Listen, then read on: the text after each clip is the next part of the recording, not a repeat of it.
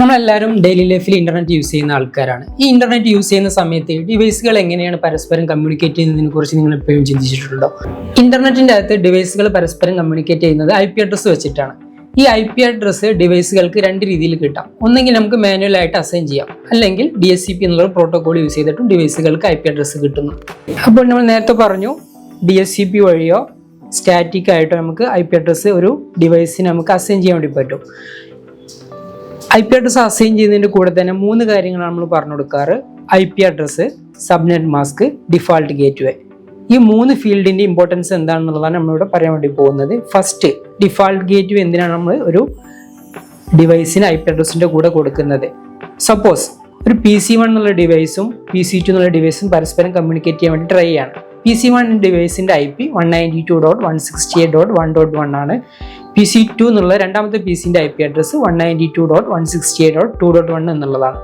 ഇനി PC1 നിന്ന് PC2ലോട്ട് അല്ലെങ്കിൽ PC1 നിന്ന് PC2ലോട്ട് ഒരു പിങ് കണക്ടിവിറ്റി നമ്മൾ ടെസ്റ്റ് ചെയ്ത് നോക്കുകയാണ്. അതായത് PC1ഉം PC2ഉം തമ്മിൽ പരസ്പരം കമ്മ്യൂണിക്കേറ്റ് ചെയ്യാൻ വേണ്ടി ട്രൈ ചെയ്യാണ്. ഈ കമ്മ്യൂണിക്കേറ്റ് ചെയ്യാൻ വേണ്ടി ട്രൈ ചെയ്യുന്ന സമയത്ത് ആക്ച്വലി ഈ കമ്പ്യൂട്ടറിൽ എന്താണ് സംഭവിക്കുന്നത്? ഫസ്റ്റ് നമുക്കറിയാം, നമ്മളെല്ലാം IP അഡ്രസ്സ് ഡെസിമൽ നൊട്ടേഷനിലാണ് എഴുതാറ്. ബൈ ഡിഫാൾട്ട് കമ്പ്യൂട്ടർ അതിനെ സ്റ്റോർ ചെയ്യുന്നത് ബൈനറിയിലായിട്ടായിരിക്കും. അതിൻ്റെ കൂടെ തന്നെ നമ്മൾ സബ്നെറ്റ് മാസ്കും കൊടുക്കുന്നുണ്ട്. സബ്നെറ്റ് മാസ്കിന്റെ വാല്യൂ ബൈനറി ആയിട്ടായിരിക്കും PC അതിനെ സ്റ്റോർ ചെയ്യുന്നത്. അപ്പോൾ PC1ന്റെ അകത്ത് PC1 അതിന്റെ സോഴ്സ് IPയും അതിന്റെ സബ്നെറ്റ് മാസ്കും തമ്മിൽ ബിറ്റ് വൈസ് ആൻഡ് ഓപ്പറേഷൻ നടത്തും. ബിറ്റ് വൈസ് ആൻഡ് ഓപ്പറേഷൻ നടത്തിയിട്ട് അവിടെ കിട്ടുന്ന റിസൾട്ട് നമുക്കറിയാം.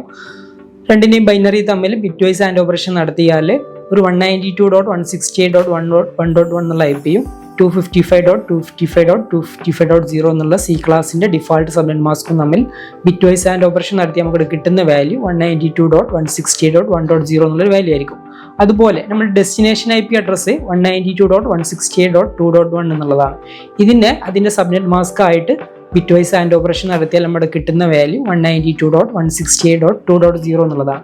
നമ്മൾ കമ്പയർ ചെയ്ത് നോക്കുകയാണെന്നുണ്ടെങ്കിൽ ആദ്യം കിട്ടിയിട്ടുള്ള വാല്യൂയും രണ്ടാമത് കിട്ടിയിട്ടുള്ള വാല്യൂയും തമ്മിൽ ഡിഫറൻസ് ഉണ്ട്. ഫസ്റ്റ് കിട്ടിയിട്ടുള്ള നെറ്റ്വർക്ക് ID അല്ല, രണ്ടാമത് കിട്ടിയിട്ടുള്ള നെറ്റ്വർക്ക് ID, രണ്ടും തമ്മിൽ ഡിഫറൻസ് ഉണ്ട്.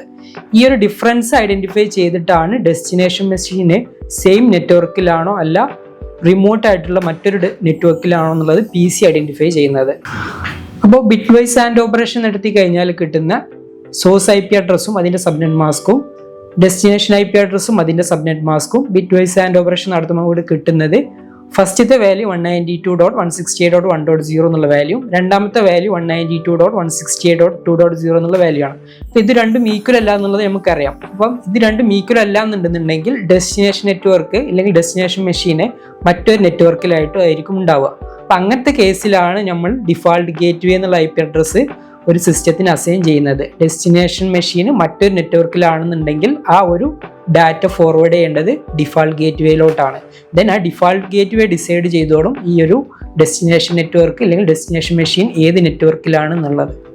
അപ്പോൾ നമ്മൾ IP അഡ്രസ്സിന്റെ കൂടെ സബ്നെറ്റ് മാസ്ക് കൊടുക്കുന്നത് ഡെസ്റ്റിനേഷൻ മെഷീന് ലോക്കലാണോ റിമോട്ടാണോ എന്ന് ഐഡന്റിഫൈ ചെയ്യാൻ വേണ്ടിയിട്ടും, അതുപോലെ ഡിഫാൾട്ട് ഗേറ്റ്വേ കൊടുക്കുന്നത് ഡെസ്റ്റിനേഷൻ മെഷീൻ റിമോട്ട് ആണെന്നുണ്ടെങ്കിൽ ആ ഡാറ്റിനെ ഫോർവേഡ് ചെയ്യാൻ വേണ്ടിയിട്ടാണ്. അപ്പോൾ ഇതുപോലത്തെ നെറ്റ്വർക്കിനെ കുറിച്ചുള്ള കൂടുതൽ ഇൻഫോർമേറ്റീവ് ആയിട്ടുള്ള വീഡിയോസിന് വേണ്ടിയിട്ട് TSOF ഇൻസ്റ്റിറ്റ്യൂട്ടിനെ ഫോളോ ചെയ്യാം.